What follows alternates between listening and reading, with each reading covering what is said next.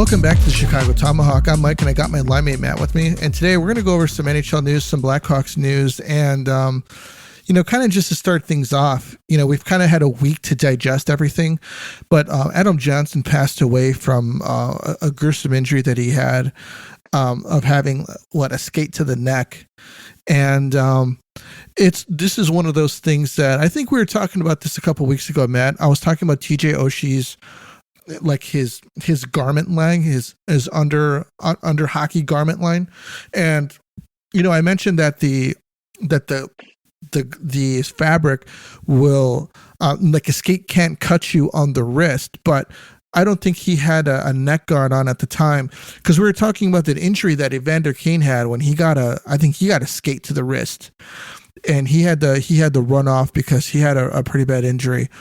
But Adam Johnson, unfortunately, he passed away. He was a prospect for Pittsburgh for a long time, and scored one goal with them. Ironically, it was assisted by Sam Lafferty, that goal that he scored, and it's really turned the NHL kind of on its heels a little bit, because they're talking about the NHL and kind of down about mandating, or I should say fans are talking about having neck guards mandated.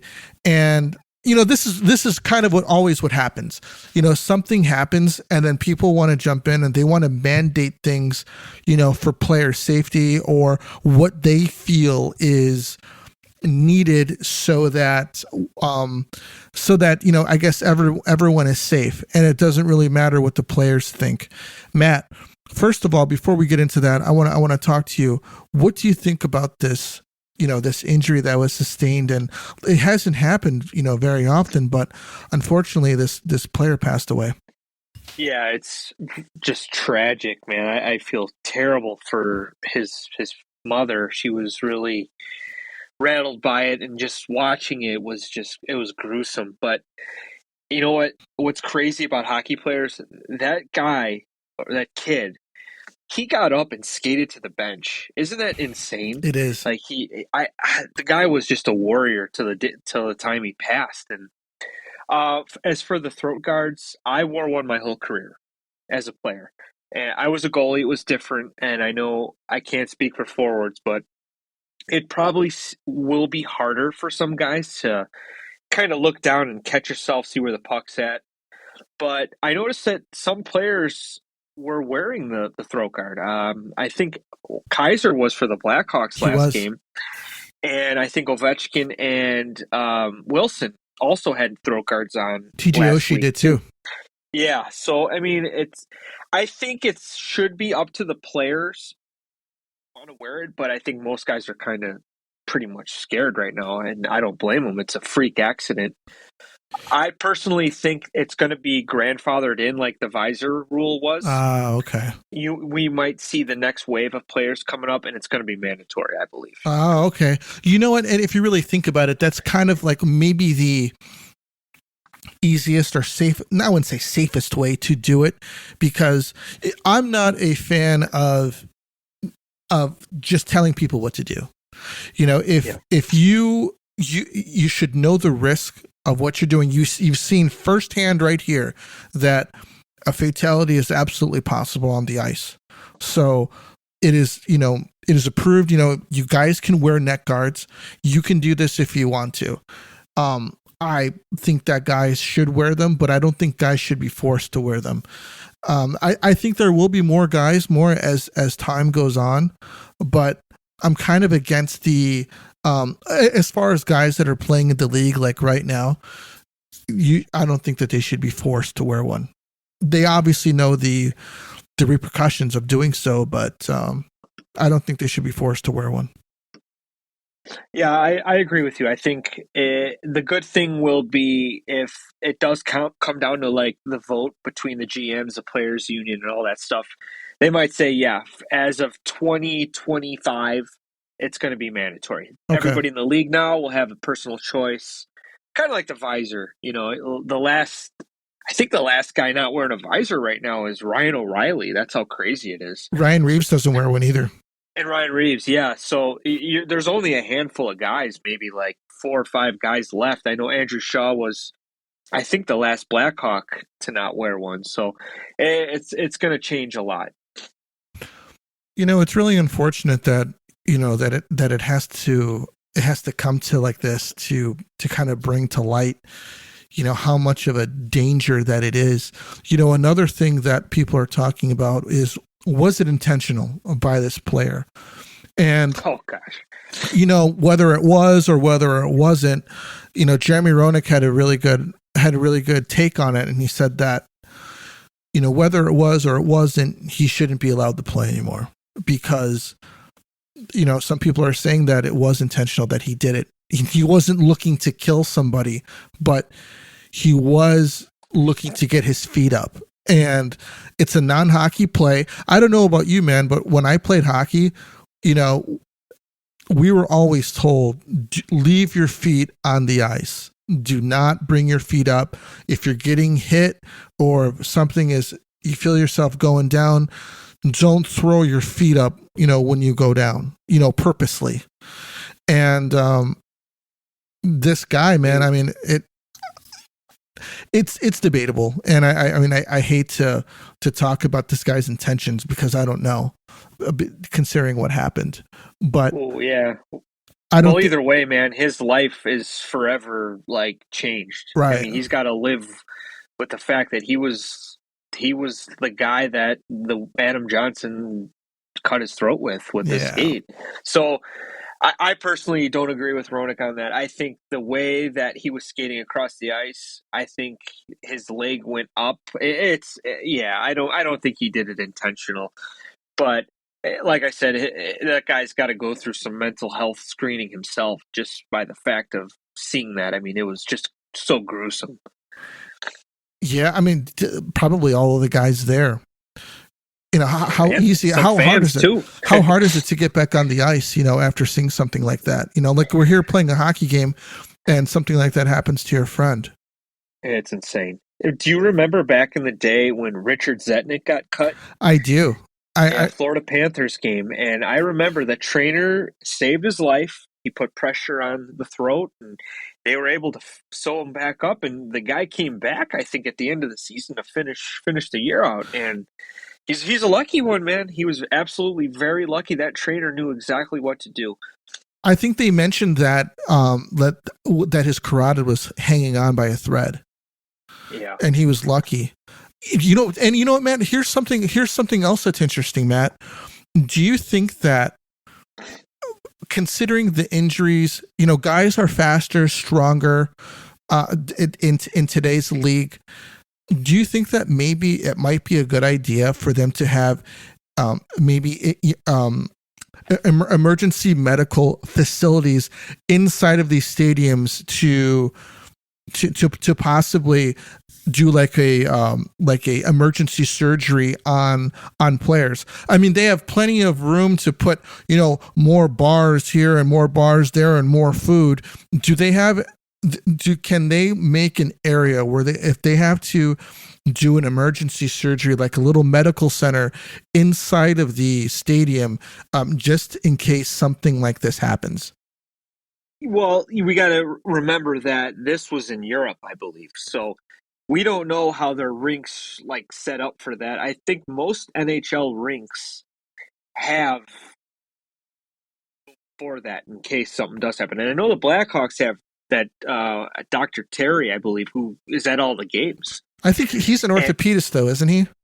I think he's a doctor. I think he's I think he can do certain things. And yeah, I agree. I know what you're getting at. Like we got all these spots to put bars and serving more alcohol. Yeah, I think that they should invest in possibly having a room and a staff for something like this in case it happened again, or even anything else that a cut anywhere or a broken bone or stitches, anything. I mean, Yeah, you got the experience. Sometimes you have the paramedics that are at the games. They're sitting in the ambulance most of the whole game.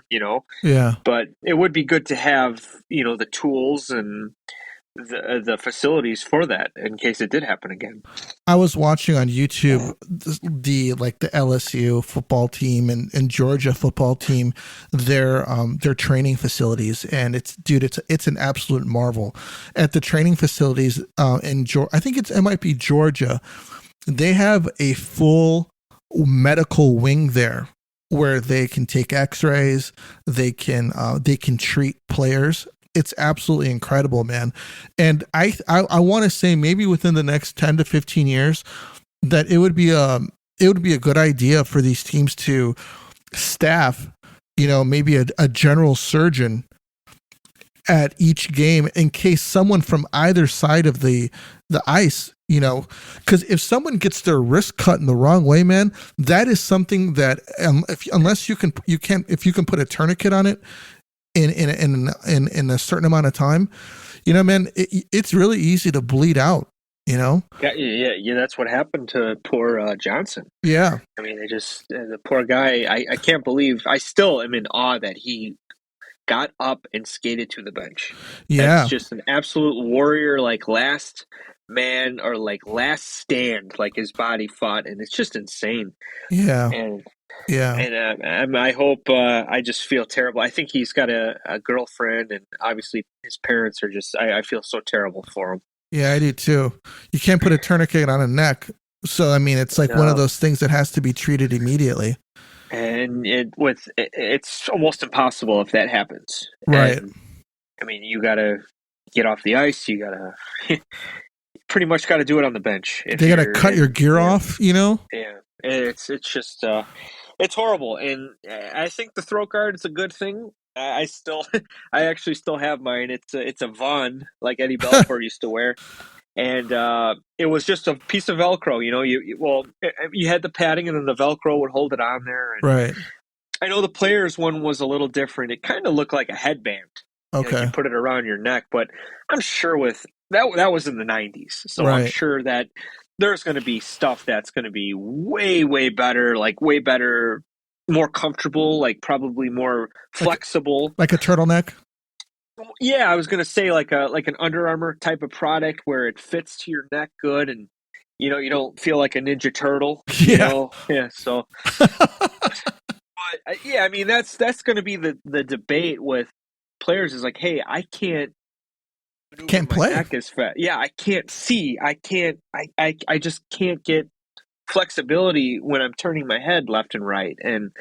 So that's going to be the thing, and that could also be a safety issue. If you can't see, I mean, and you're looking down, you're asking for more concussions. You got your guys their heads down, and so there's a whole bunch of things in the NHL I think that they should do different. I mean, as a goalie, I hate when guys are skating full speed to the net, knowing that net's going to come off, and they'll crash right into the goalie. Yeah.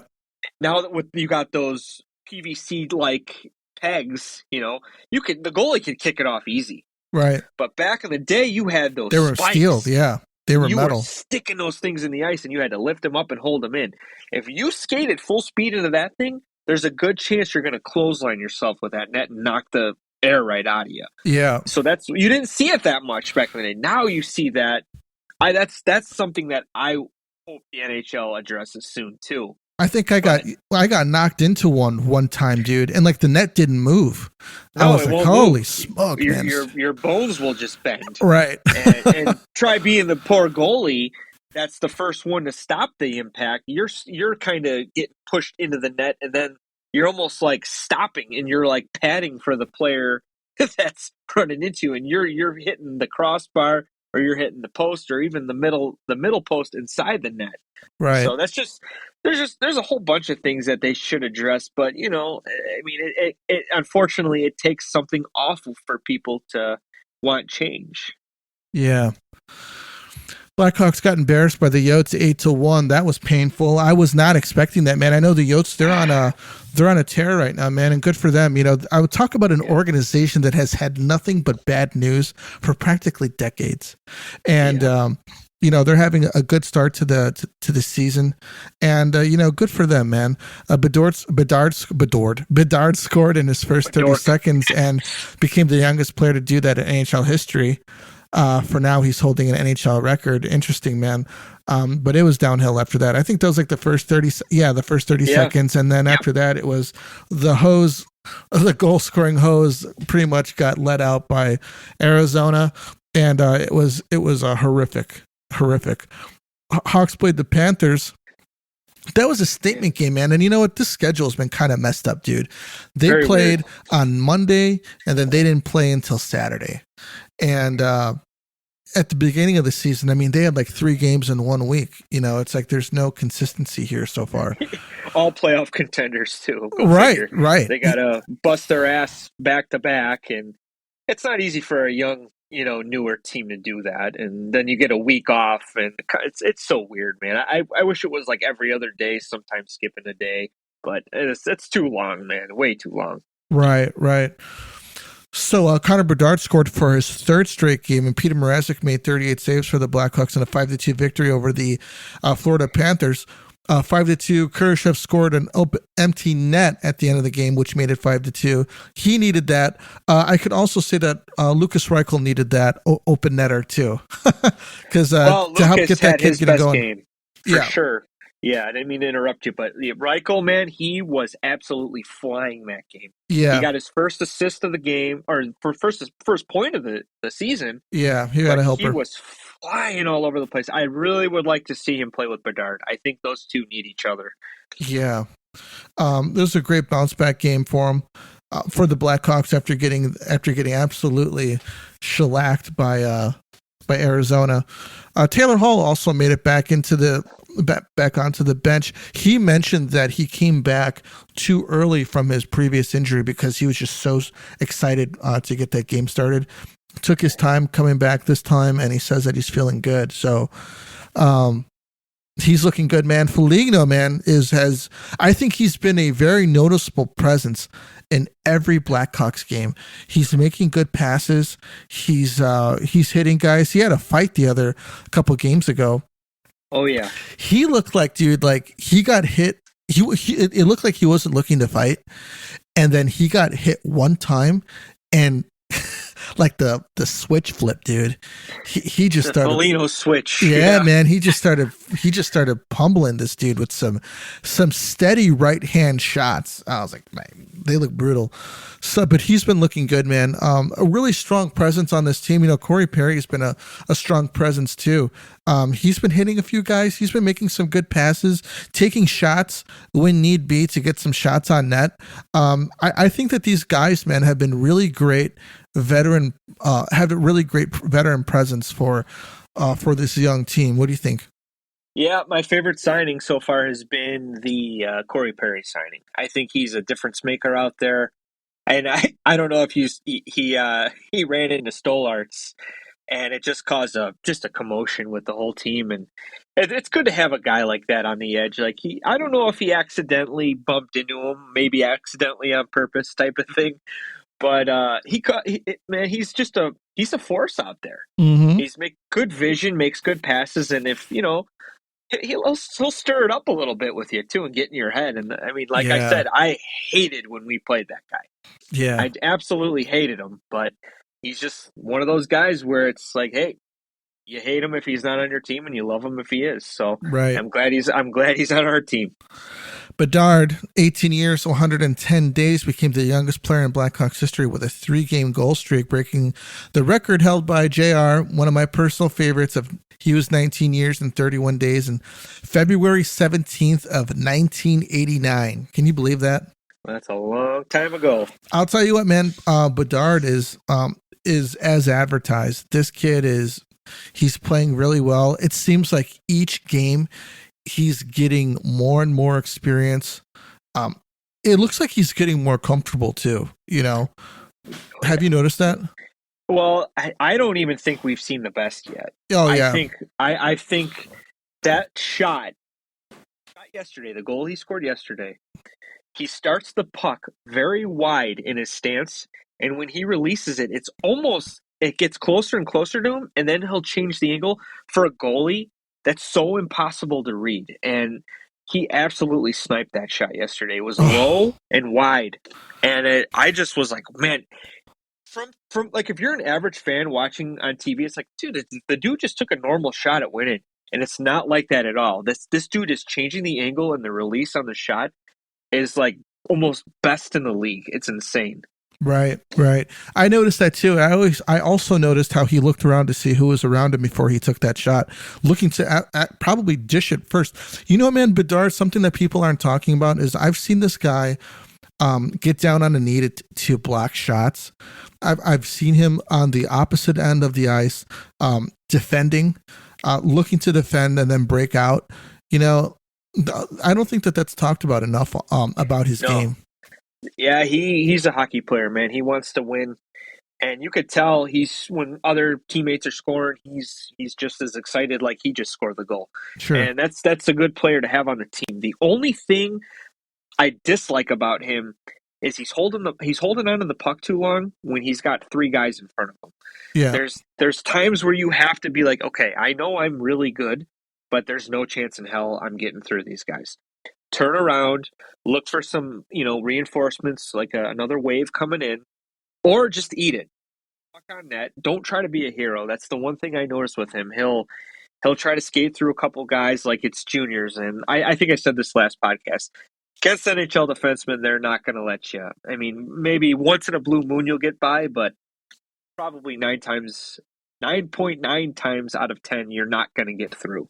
Yeah, So and that's even if just you're be a going little against a third smarter. pairing. Exactly. Just be a little smarter.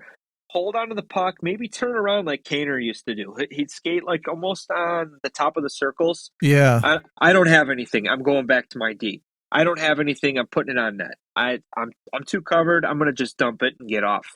So that's stuff he's got to learn. I think in my view, that's the only negative.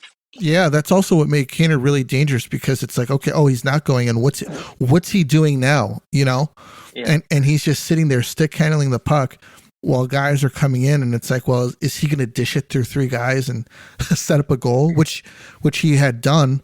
I think that Bedard, he's so used to. He's like, what, three guys in front of me, no problem, you know, type of a thing. Exactly. He's with maturity, I think, and more experience.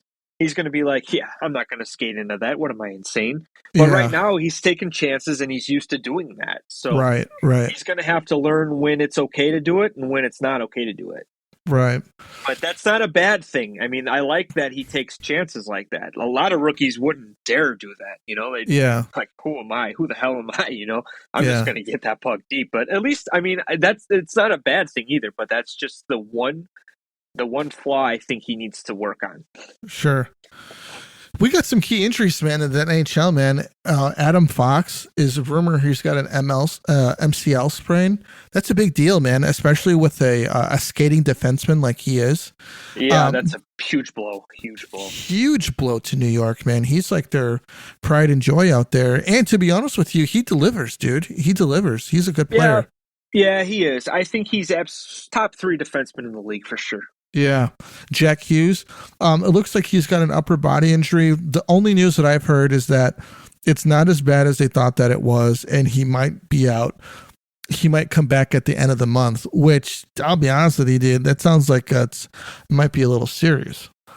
But he's been on a little tear. Cautious. Yeah. He's been on a tear to start the season, and it's too bad that he's injured now. Yeah, I think the Hawks are playing the Devils tonight. I was really looking forward to see Jack Hughes like incoming in my prime. Jack Hughes, like, watch out, I'm an MVP like player. But Right. we've only seen him when he's last year. I think he was starting to take off. It was early in the year, but I was really looking forward to seeing him play tonight. But it looks like he won't be out there. Yeah, I've only seen like the Jack Hughes that didn't really do much like this first couple seasons. Yeah. Last year when he played the Hawks, I think he had the game winning goal. It was a really nice one too, where like you said, he was coming out of his shell and really blossoming and turning into a great player. But this year, dude, he's just probably pretty much just continuing on from last year and But we both know that he can bounce back from an injury. He did that last year, did that the year before as well. It seems like he gets injured a lot, dude.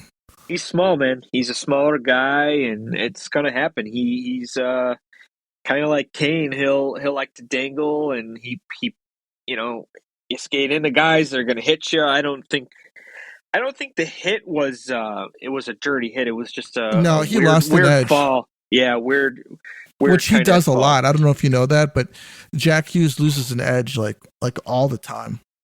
Yeah, it's either way, it's going to suck for the Devils, but they're still a good team if they could, just hold out and hope someone else kind of jumps in his spot and takes the lead. They're still going to be a dangerous playoff team. Sharks are 0-9-1 with 10 goals for. Now, you're saying that this could be the worst team ever.